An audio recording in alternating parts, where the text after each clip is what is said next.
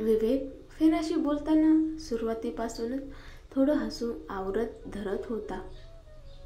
फेना सांगत होती, आम्हाला ऑफिसमध्ये टॉयलेट स्वच्छ करायचं, सर्व टेबल खुर्च्या पुसायच्या, कचऱ्याच्या डब्याच्या कडे स्वच्छ करायचे आणि एवढं करून पगार फक्त 2,500.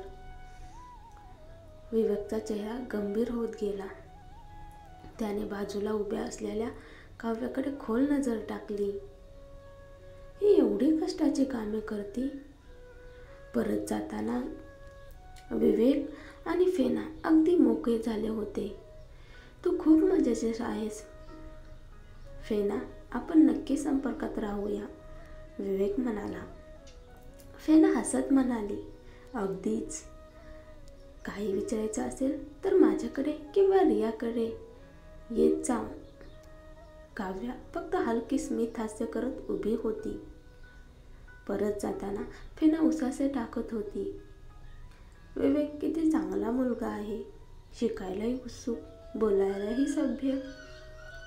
काव्या शांत ऐकत होती.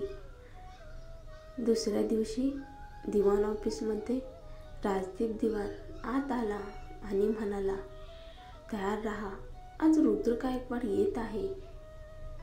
काव्यास धक्का बसला. ती पटकन मागे सरकून एका कोपऱ्यात लपली.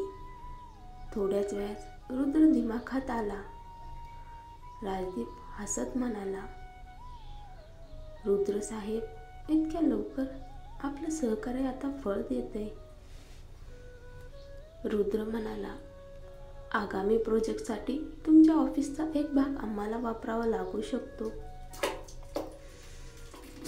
अहो, त्यात काय, एक पूर्ण मजला मोकळा केला आहे तुमच्यासाठी.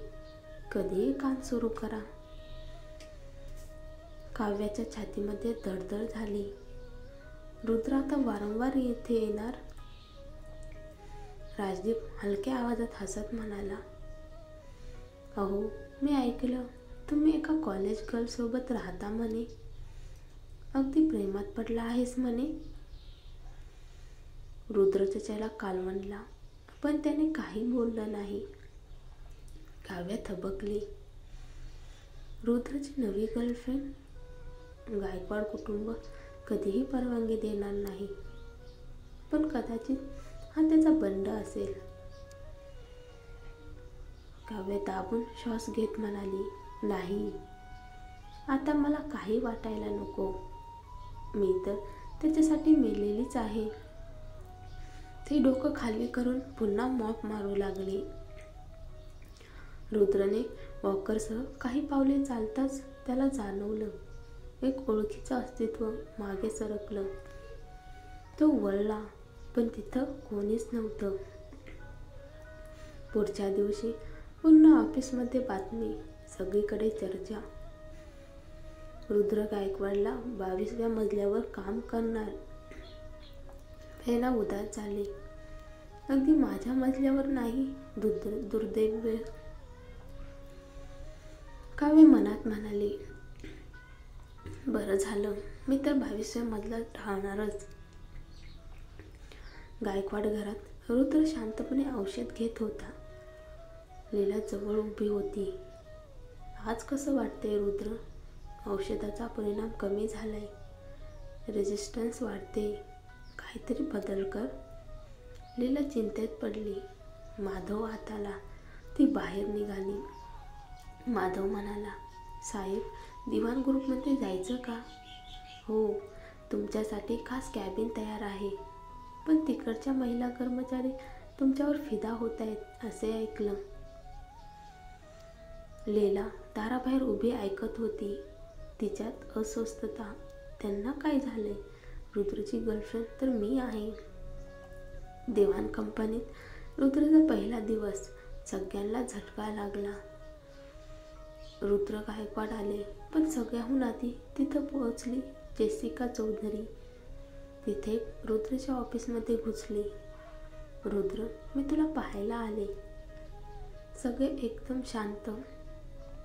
रुद्र चिडून म्हणाला, इथे कशाला आले आहेस? अरे, तू इथे काम करतोस म्हणून आले. तुझं ऑफिस तर किती साधं आहे. मी लगेच नवीन सोफा, कॅबिनेट आणि सजावट पाठवते. रुद्रचा संयम तुटण्याच्या मार्गावर होता. दिवाण ग्रुपमध्ये आज सकाळपासूनच एकच खळबळ माजली होती. नवीन बातमी अशी की 2 बायका रुद्रसाठी ऑफिसमध्ये बांधल्या. दरम्यान लीलाला ही बातमी कळताच तिचा चेहरा पांढरा पडला. रुद्रच्या आयुष्यात कोण दुसरी मुलगी आली हे तिला अजिबात चालणार नव्हतं. त्यावेळी जेसिका रुद्रच्या केबिनकडे जात असताना तिला औषधी डबा हातात धरून लीला येताना दिसली. जेसिकाने रागाने विचारलं, ए तू कोण? इथे काय करतेस? लीला थोडी चकली. मी रुद्रला भेटायला आले आहे. रुद्र? जेसिकाचा आवाज एकदम कडक झाला. किती ओळखीचं नाव घेतेस? काय नातं आहे तुझं त्याच्याशी? लीला शांतपणे म्हणाली, मी त्याची गर्लफ्रेंड आहे आणि संपूर्ण फ्लोअरवर पिन पडली तरी आवाज ऐकू गेला असता. रुद्रची गर्लफ्रेंड? हे ऐकतात जेसिका जळून खा. कुठल्या तोंडाने स्वतःला गर्लफ्रेंड म्हणतेस? मी त्याचे फियांसे आहे. लीला थोडासा कटाक्ष टाकत म्हणाली, फियांसे? मी ऐकले की रुद्रने एंगेजमेंट सोडून पळ घेतला होता. अर्धवट एंगेजमेंटला फियांसे म्हणायचं का? जेसिकाचा चेहरा कोळशासारखा काळा पडला. तुला आज मी सोडणार नाही. ती लीलाचे केस पकडायला जात होती आणि त्या धक्क्यात लीलाचा औषधी डबा जमिनीवर कोसळला. तेवढ्यात बस थांबा. थंड धारदार आवाज. रुद्र गायकवाड दरवाज्यात उभा होता. दोघी लगेच एकमेकांना सोडून दिलं. लीलाने हलक्या आवाजात म्हटलं, रुद्र कठोरपणे म्हणाला, हे ऑफिस आहे. भांडण करायचं असेल तर बाहेर जा. जेसिका तक्रार करत म्हणाली, रुद्र ही म्हणते तू तिचा बॉयफ्रेंड आहेस. खरं नाही ना? ही मेडिकल कॉलेजवाली मुलगी? रुद्र तिच्याकडे वळून शांतपणे म्हणाला, हो ती माझी गर्लफ्रेंड आहे. आणि जेसिकावर आभाळ कोसळलं. डोळ्यात पाणी येतं. तेवढ्यात ती पळतच ऑफिस बाहेर निघून गेली. लीला मात्र रुद्रकडे प्रेमाने बघत होती. तू इथे का आलीस? रुद्रचा प्रश्न. लीला डब्याकडे बोट दाखवत म्हणाली, आज सकाळी तू काही खाल्लं नाही म्हणून झोप लागण्यासाठी औषधी कढी बनवली. तू म्हणालास ना औषधाचा परिणाम कमी होतोय, म्हणून मी दुसरे उपाय पाहते. रुद्र काही बोलला नाही, पण त्याच्या नजरेतली नाराजी मवाळ होऊ लागली. ठीक आहे, पण भविष्य काळात जेसिकापासून दूर राहा. लीला मान हलवून निघून गेली. दरम्यान काव्या क्लीनर म्हणून काम करत होती.